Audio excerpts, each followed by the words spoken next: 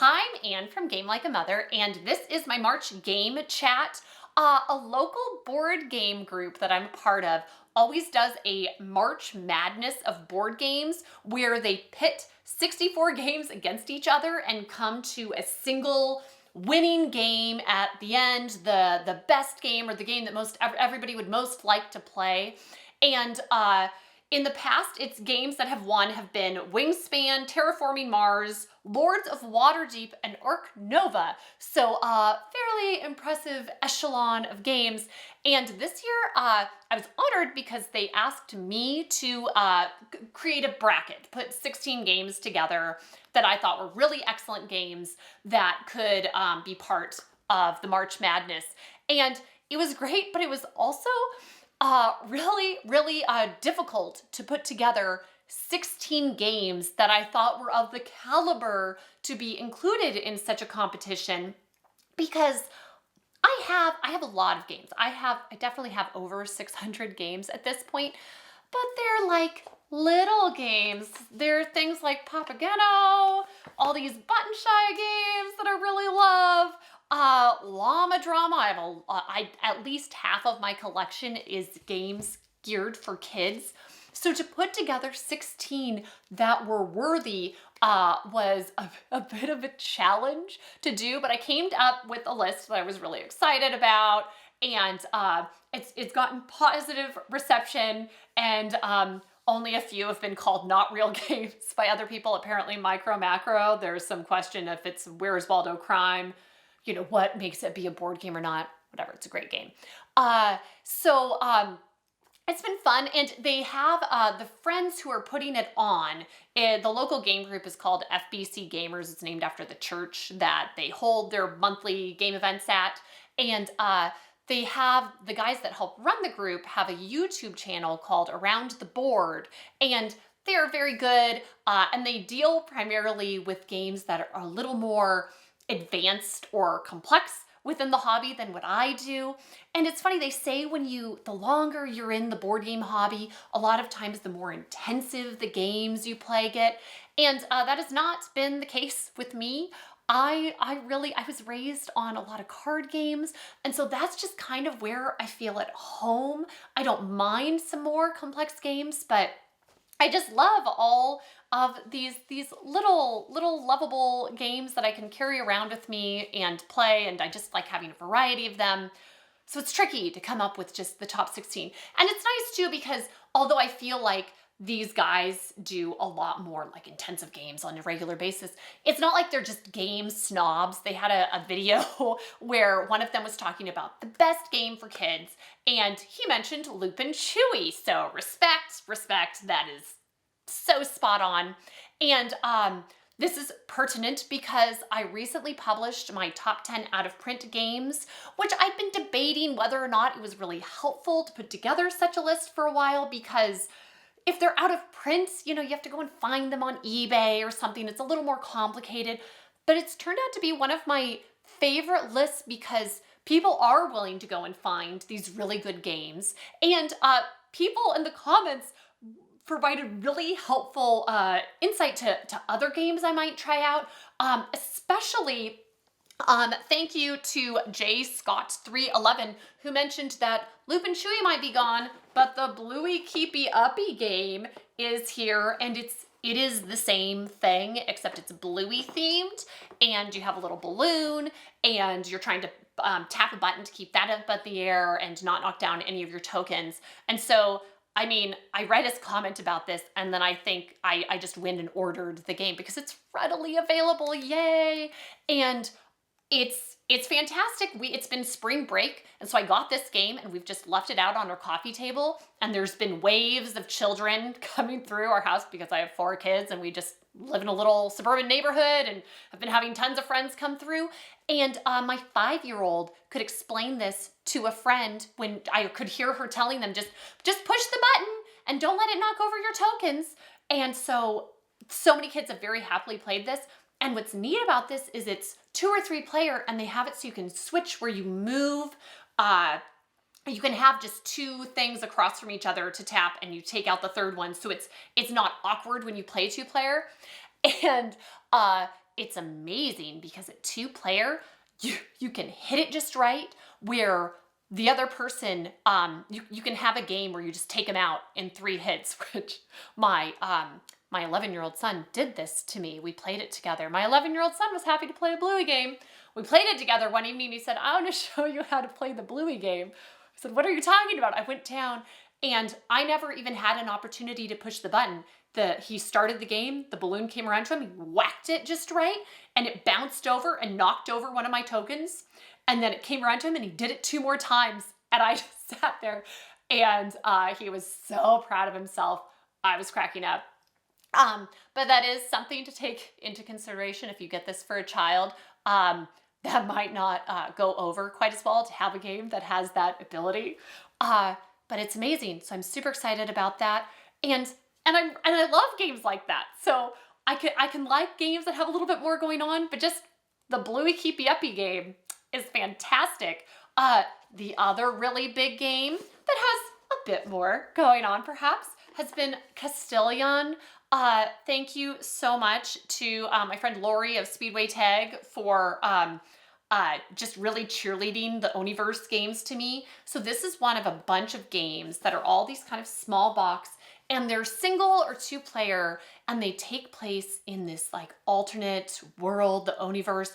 And you know, a lot of people talk about how you play a game like Zelda, Legend of Zelda, and it just feels like you've entered into this new immersive world and it's really exciting to be in it. And I kind of feel that's how it is with the Oniverse games. And there's a bunch of different ones, and this is a tile lane one. They have they have the same kind of feel, and it's just the right level of puzzle to figure out. But it's challenging. They just have different levels that you can work up to. And they basically have a training level, so they make the rules easy to learn, which is nice.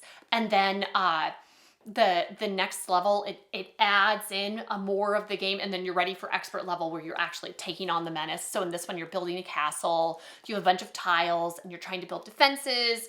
You have you can have towers, a line of defense, or a bastion, which is just a group of 4 in a square shape. And they're different colors and there's rules for placement, but you get special abilities to unlock where you're able to move tiles around. There are traders in your midst, and as they are revealed, certain cards are triggered and you need to have met the requirements of those cards. So I feel like I have it down at level 2, and I got really close with the expert level the other night, but there's so much variability in the gameplay. They have a bunch of different variants. You can play 2-player, there's actual 2-player rules, but this is the one that we've just been playing it by the 1-player rules and having it be like a co-op game experience. These are what do really well in our house because my husband and I really like figuring out a puzzle together. My kids don't like the feeling of being attacked or people doing mean things to them in games. And so if we're working on this together, oh, we lost, but we figured out this, and we won and lost together. So I'm really excited about this one. And I have another couple up in my closet to play of the Oniverse ones, but I just want to wait and enjoy this one. I'm not in a rush to get through them because I think this is so worthy of just being the game that I just play semi-compulsively for a few weeks straight and then kind of get out periodically from evening to evening. So this has been really nice. This is my jam. This isn't gonna make it onto a top 16 games for me, but just this is what I love. This is why I have so many games, because I get to go through these and it's just so much joy and playtime. When everything kind of shuts down around me and I'm just into like, okay, how does this work here? Where can I place this? It's really neat, and that's what I love for a game. And then one of the other games I want to talk about for this month is Jaipur. I guess I consider it a classic, but I think it only came out in like early, like around 2002 to 2008, something where it's been around for a while, but it's not like an old game.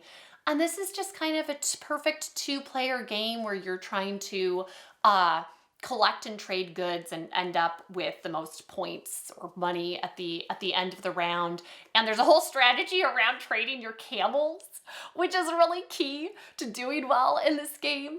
And it's one where I feel like my husband and I, we love this is like right up our alley, good 2-player game for the two of us. And neither one of us is truly dominant in this game. There's enough going on with strategy that it's not like, okay, well, he's just going to win every time. So I like that a lot about this. And it's pretty easy to pick up. I think it came out around, no, it has a few awards on the back for 2010, 2014. This is solid. I also try not to just talk about only new games on this channel because it's easy to go and find the old games and just love those. And then talk about an easy, just happy game night. We got a few games through Triazon lately, and they were the Piñata Blast, Level 8, and That's Not a Hat. And the reason I only have a That's Not a Hat here for filming is because we lent out 2 of the games to people that we played them with, because it was just such a fun, happy, easy game night. We played this with friends that have young children. Children were around while we were playing, and it was really simple rules, so everybody knew what was going on. We could be interrupted a bunch, have kids hop onto laps and be involved, and we just had a lovely time chatting and playing these games. Level 8, I'd say, is like phase 10, except happier, because it's a lot faster. I grew up playing games like phase 10, and it just took forever, and sometimes you got so many points that you were like, well, there's no way for me to come back and win. Level 8 is the same kind of feel, but you don't tally up points, and you're just trying to get up through level 8, and there's opportunity to skip levels if you're the first to go out. So it just plays really quickly, but has the same kind of easy, rummy feel. So I was really happy about that one. Piñata Blast, I thought was kind of a okay speed game. Just you're rolling dice and trying to race to match them with cards in your hand. I thought it was okay. The preschoolers loved it. We introduced this to a fair number of preschoolers, and it says ages 7 and up on the box. Preschoolers went bonkers for this, and my 5-year-old said it was her favorite game for a little while. And I think it's just kind of a more mellow speed game with fun. Dice are fun. Rolling dice is fun for little kids. So it was cute and nice. I'm happy to have it in my collection. And then finally, That's Not a Hat. I usually look this up, but somebody else recommended this to me on my as a comment on one of my videos. And I'm telling you, I look up every game that people talk to me about on my videos because word of mouth, I swear by. And so if it's people that play some games and they say, this is a good game, I'm going to go check it out and see. I'm not always going to end up getting it. Maybe I already have a number of games that I'm waiting to get through, but I'm going to check it out. I'm interested. And this one, I see what the buzz is about because it's a little bit of memory, it's a little bit of bluffing, and I'm terrible at both of those things. And I loved this game because you just have a single card in front of you and it has an arrow on it, and they all start out face up, but you're having to pass them around, and they end up flipped down, and just have to remember the card in front of you. But they'll change directions, and they keep on moving around until it's a little bit of a jumble. And someone will pass a card to you and say, this is a hat. And you say, that's not a hat, hence the name of the game. And you can flip it over to check. And whoever gets 3 oops first loses the game, and whoever has the least oops cards in front of them wins. But you're introducing new cards. It just keeps on getting jumbled around. And what's amazing about this game is it's a very easy to learn social game that doesn't require any reading, so younger kids can play. And there isn't any not having any language. You don't have to draw anything. You don't have to read anything. Our friends that we played this with have Spanish grandparents, and so this is a game they can play when the grandparents are here because there isn't a language barrier to use while playing it. And it's just so quick and easy, nice little box. So I love these little games. I think it's worthwhile to have this variety, this number of games, because I've compared it either to food or to books. And I'm not really sure what's the best comparison, but I don't ever want to just eat only 10 different kinds of food.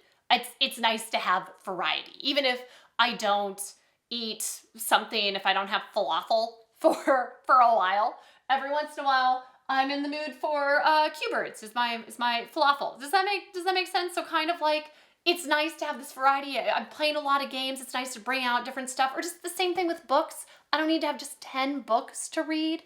I like to have a variety, and it's fun to get out Camel Up a few times a year when I have the right group for it. So just keep on playing the games that you love. It's fun to add new ones to the collection, but also just play to death the ones that are your old favorites. And my husband and I were talking about it, and he said, if you could have just one game of all of your games, what would you pick? Which is a terrible question because I love all of my games. And I said a deck of cards because that's a cheating answer, because then I can play a lot of games with it. His was Railroad Inc., but I don't have just one shining game because I like all of them for different things. So it's pretty lovely. I love the game hobby. So I hope you've had fun playing games this month. Thank you so much for tuning in, and I'll see you next time from Game Like a Mother.